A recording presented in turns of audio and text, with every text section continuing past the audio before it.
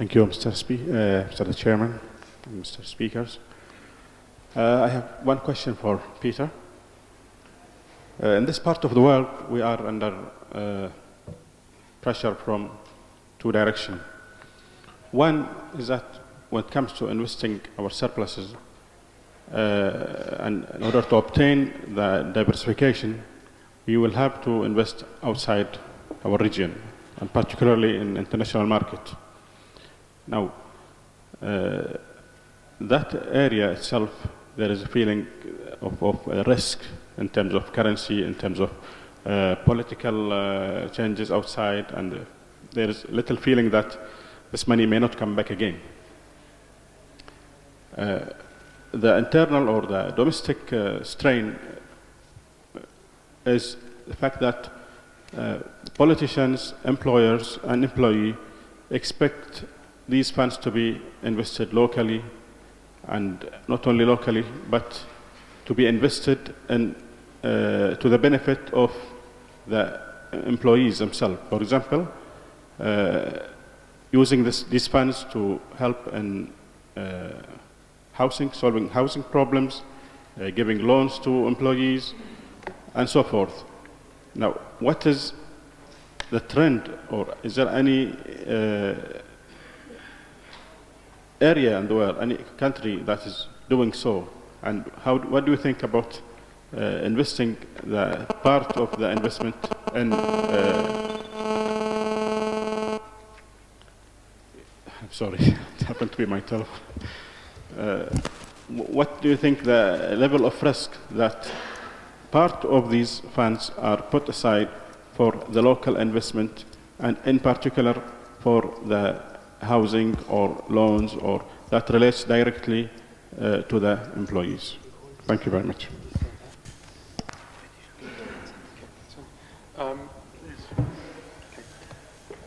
Thank you.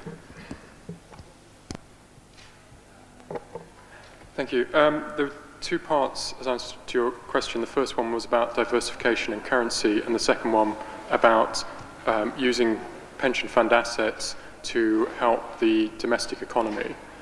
On the first issue of currency and diversification, it's an issue which all investors face in terms of getting adequate diversification for their investments. We've done a piece of work which we can arrange to be sent to you through our office here on investors all around the world, showing that most investors have insufficient assets invested outside their domestic markets. And the reason for that is familiarity with what's going on elsewhere, or lack of familiarity with markets outside their domestic base. But in addition to that, what we showed was that currency, whilst it's been well known for some time that currency in bond portfolios is an addition to risk and should actually be removed, for most equity portfolios the same point holds, is that currency just adds to, is an exposure, it's a risk, without actually giving you any additional return. So my comment on that is that if you're looking at when you're looking at diversifying outside your domestic markets, the currency issue should be taken into account, and strategically the starting point may be to have slightly more hedging than has traditionally been the case for most investors. In terms of the second issue, which was about the funds being used domestically, there is quite a strong argument for that in terms of the economy and growth anyway, because that is part of the investment which will provide for people's retirement provision.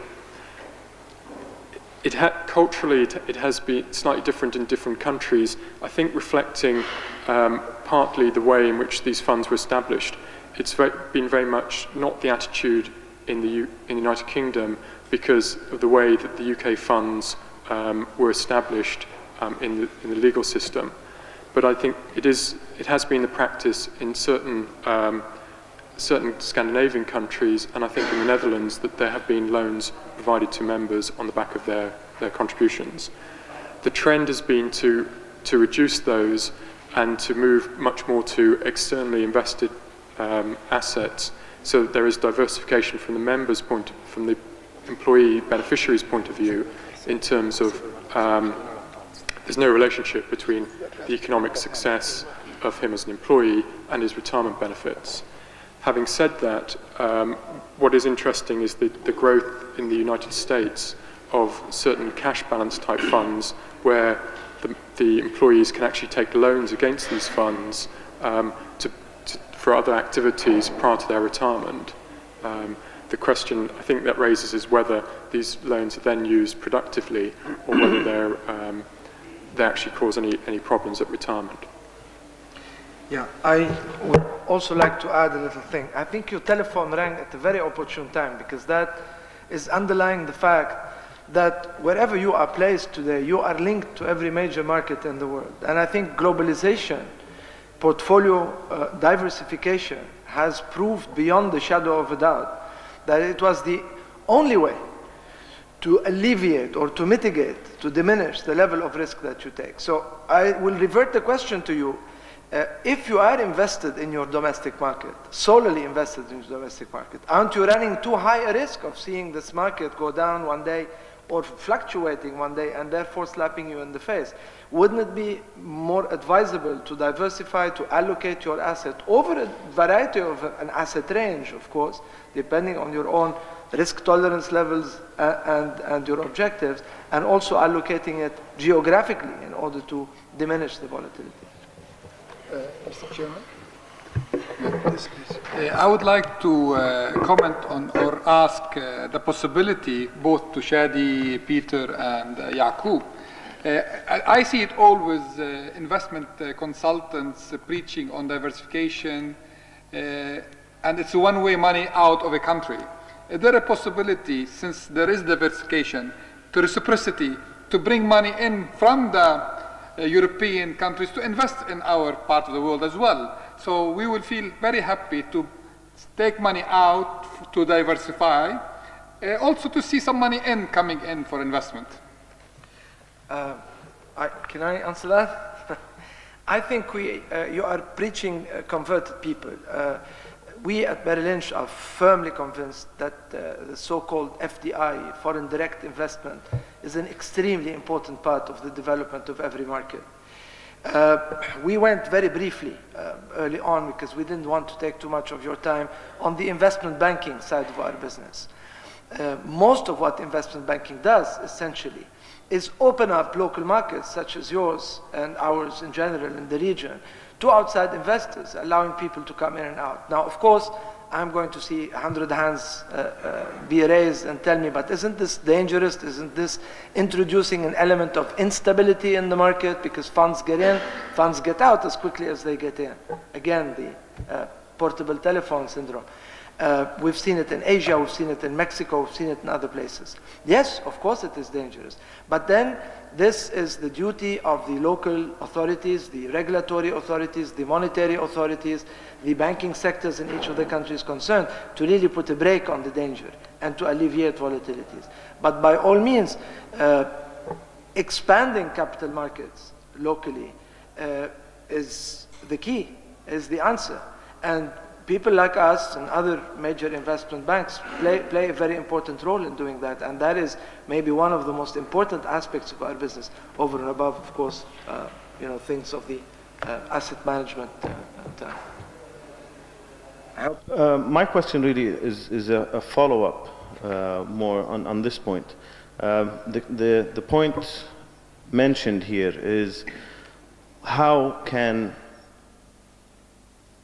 Social Security schemes compensate for changes that happen without touching the contribution aspect, whereby increasing the investment returns? But to follow up on that, I think Social Security schemes are operating supposedly at efficient levels, where they are taking maximum risk for the returns that they target, thereby not being able to increase returns without taking extra risks, which is not acceptable on the social side. Therefore, we are left only with the side of the contributions to adjust the liability that we have. Thank you.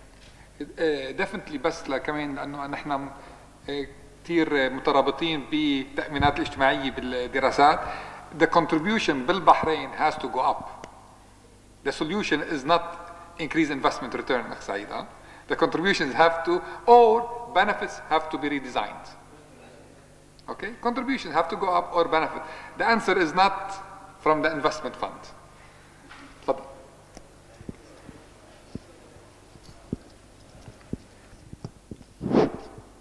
بسم الله الرحمن الرحيم.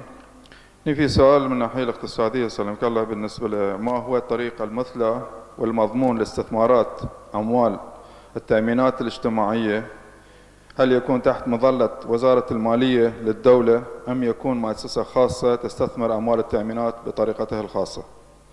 السؤال الثاني، كيف تواجه التأمينات الاجتماعية أو أنظمة التأمينات الاجتماعية سياسة الدولة في الدول النامية المتغيرة المستمرة مما يؤدي إلى انهيار قيمة الشرائية للعملة البلد مثل عدة بلدان لبنان والسودان ودول شرق آسيا؟ السؤال الثالث، هل يجوز للمؤسسات التأمينية أن تتبرع للأعمال الخيرية أو تدعم ميزانية البلد من انهيار اقتصادها؟ شكرا.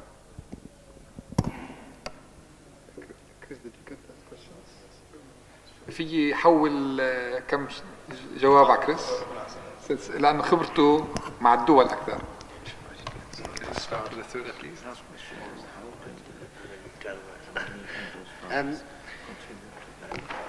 Yes, I wasn't. Well, the third question related to insurance companies donating to charities. Not that one. Social insurance. Social insurance. Oh, sorry. Organization. Yes. Charity.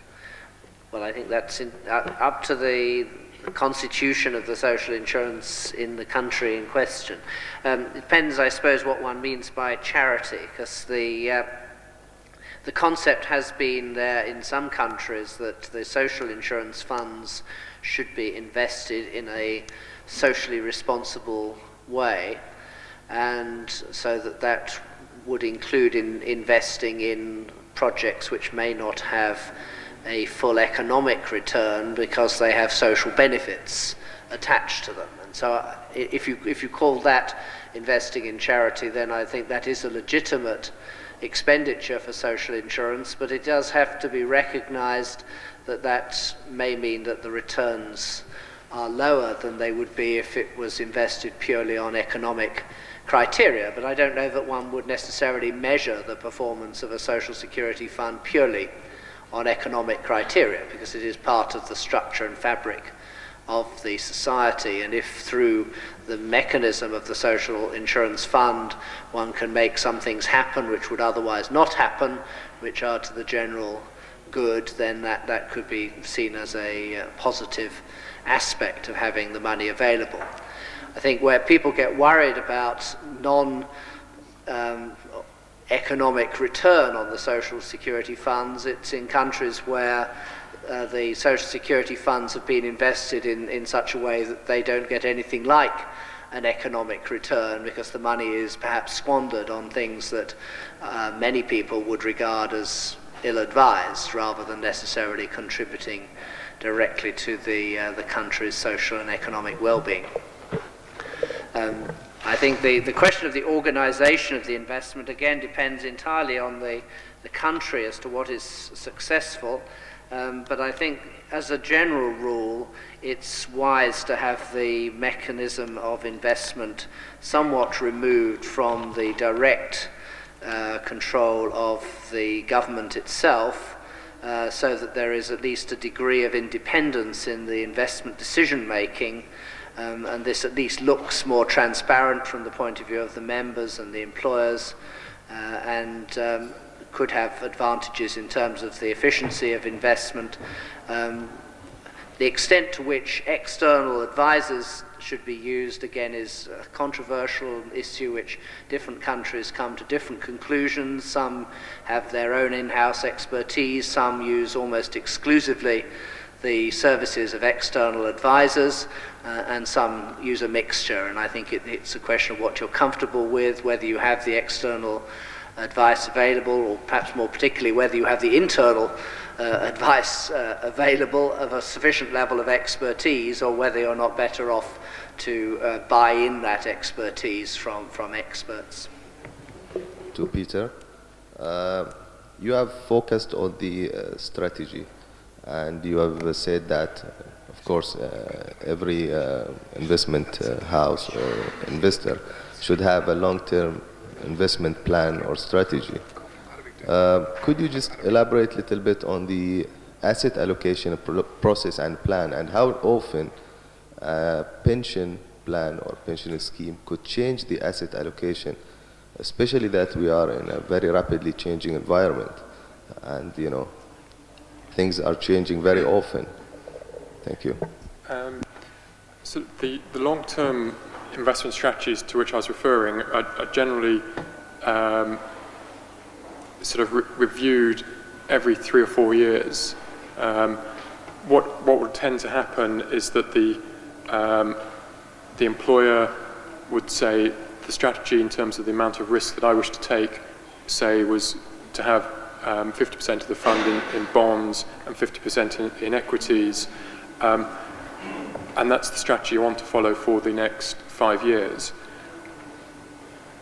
The actual investment of the funds will vary away from that allocation of 50% in bonds and 50% in equities, depending on short-term views as to the relative merits and attractiveness of equities and bonds.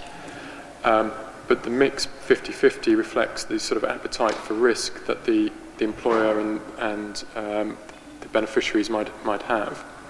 After sort of 2 or 3 years, the employer, because of changing circumstances on his own side and because of changing shifts in the nature of the liabilities, the proportion of pensioners and actual employed persons, because of changes in those sort of shifts, would go back and review whether 50-50 was the right allocation. And he would say, well, actually my long-term strategy now wants to be, I've got more pensioners, therefore it should be more 75-25. And that the actual underlying allocation would then get changed as well. So it's a difference between strategy and tactics, and the strategy only really gets changed sort of over after 3 or 4 years. Because as I said in my opening comments, there is the sure way to get an underperforming investment return is to constantly change your strategy. And by that I mean looking at it more frequently than that sort of time period.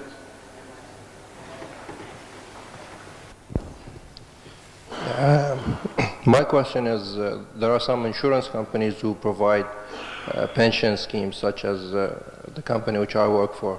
So I was thinking of what is the role of insurance companies in developing the social insurance. Is there a way where we could come in and help in the development of the social insurance plans? Let Chris answer that. Well, in most countries, the role of insurance is perceived as being part of the second or third pillar, if we use that World Bank terminology, particularly the third pillar, which almost universally around the world is regarded as being an area where private insurance companies can play a major role, and where governments may do different things in different countries to try to encourage and facilitate that role by making the environment and the structure, legal structure for pension funds and the tax environment and so on suitable to make that work well.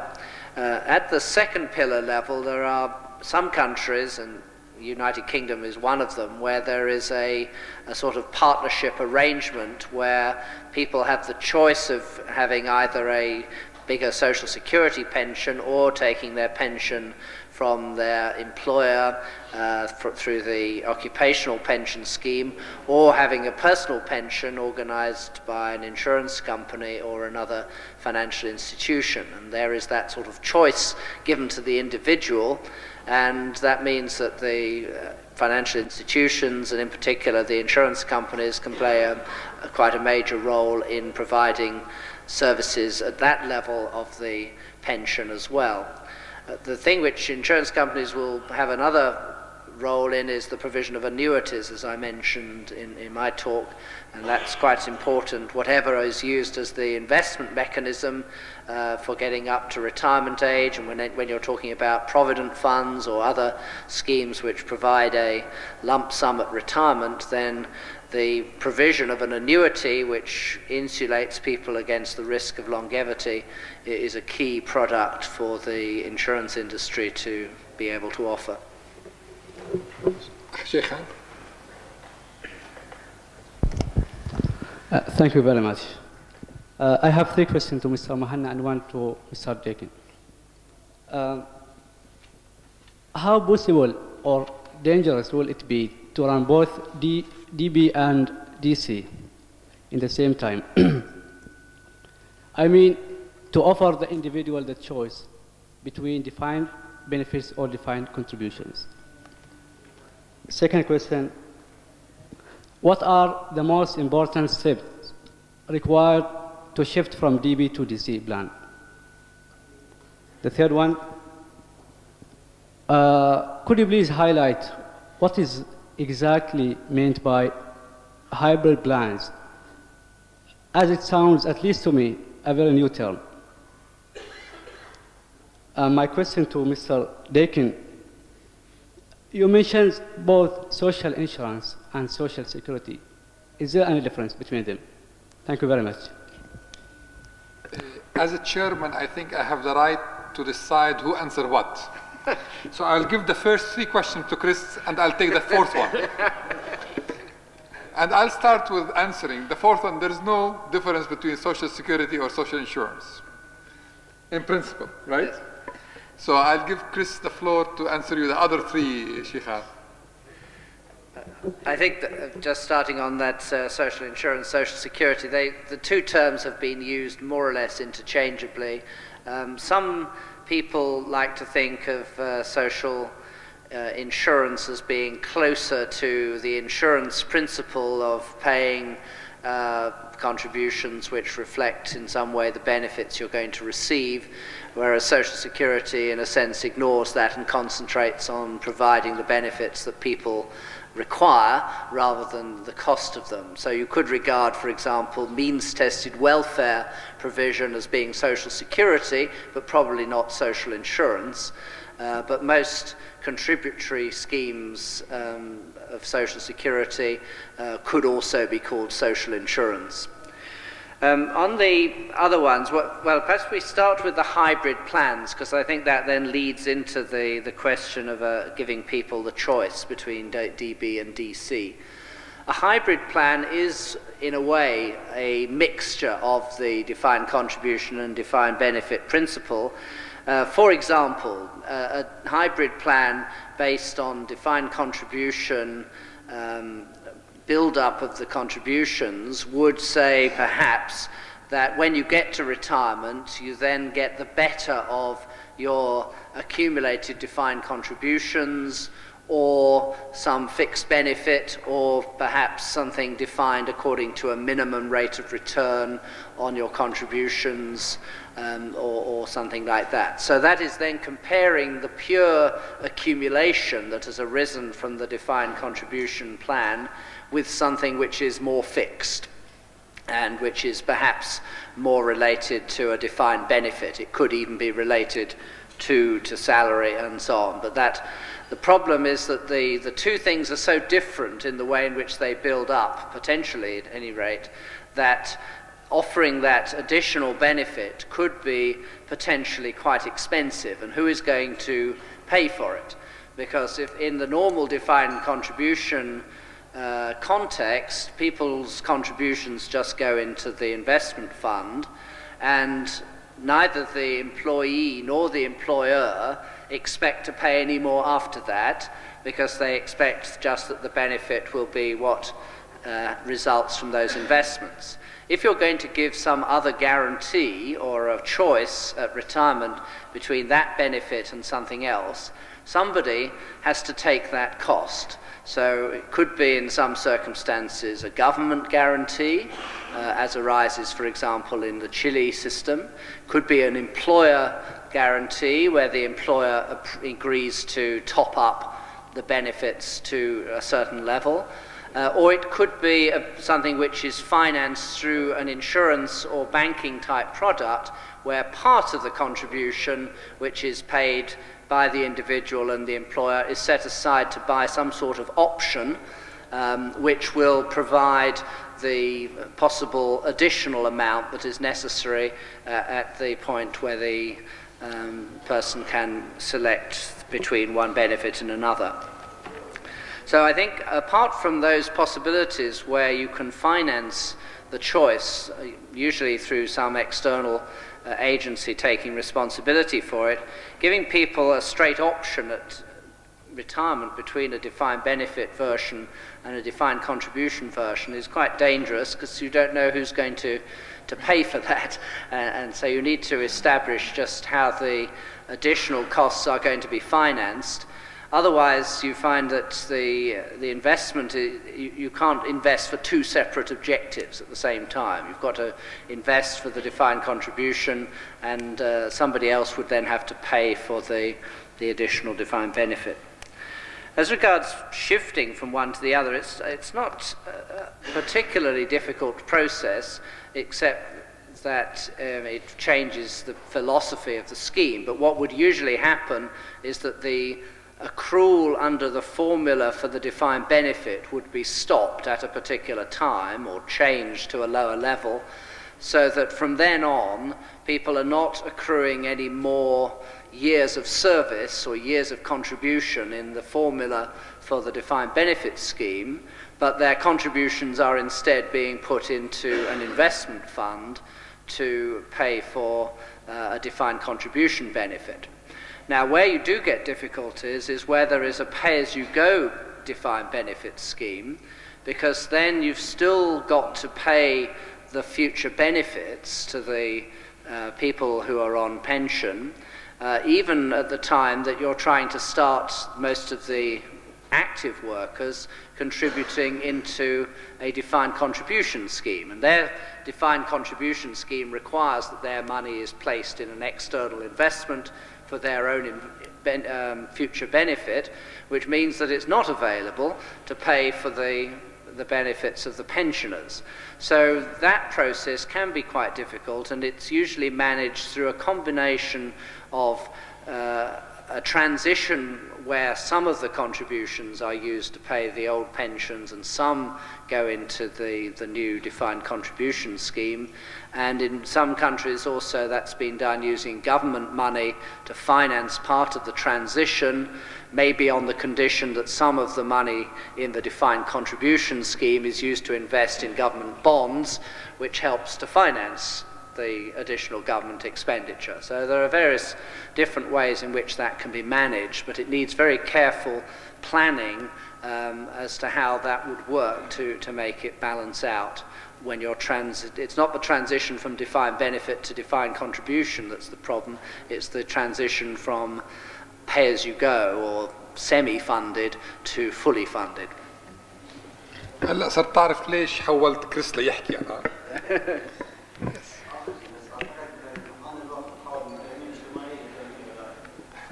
يلا we will take one question from Sudan. لحظة صغيرة بس. Excuse me.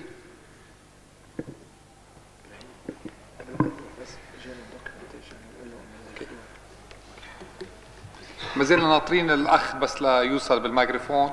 We have documents that were late to arrive this morning for Merrill Lynch. They are, please feel free to take some on your way out. Bismillah ar-Rahman ar-Rahim. I refer my question to Mr. Peter. While he's talking about minimizing the risk of the investment, I come to know that most of the Western countries, the social insurance projects there, choose the investment in the buildings. Do you think that is applicable for their function regarding the benefits? It should be effect on the world society to contribute in the development area. As we know that the buildings, the investment in the buildings, not affecting the benefits of the economics of the world. If the most of the money accommodated in this social insurance hand go to the investment in the building. So we think that this will let them not to contribute in the world society development projects. I think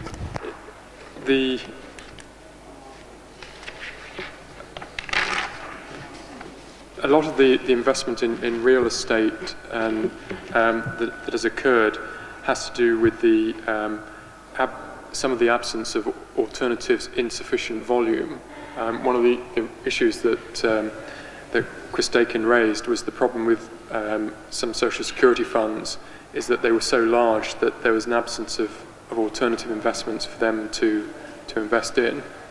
I think you make a very valid point, and it was a point made earlier, which is the role of social security funds in the economic development of the country from which they've arisen, in that they do represent a source of finance to help economic development in those areas. That has to be balanced with the diversification benefits of investment in other areas. But one hopes that if you can use the money to develop your own markets and economies in ways which attracts external money in, that when you diversify out, the loss of capital is not detrimental to your position. In terms of, I could comment in detail on the UK in the sense that the UK's operates a pay-as-you-go scheme on the social insurance side, and one of the aspects on the UK scheme is that it has actually sort of the level of benefits has been reduced over time to take as Chris showed in his slide, the proportion of GDP on the UK scheme is much lower than in other countries. The majority of the funds in the private sector are invested in equities and bonds, and that the proportion of those funds invested in real estate has diminished over the last 20 years quite dramatically, so that typically these funds have less than 4% invested in real estate. So it's a very, very small part of their overall investments. Thank you.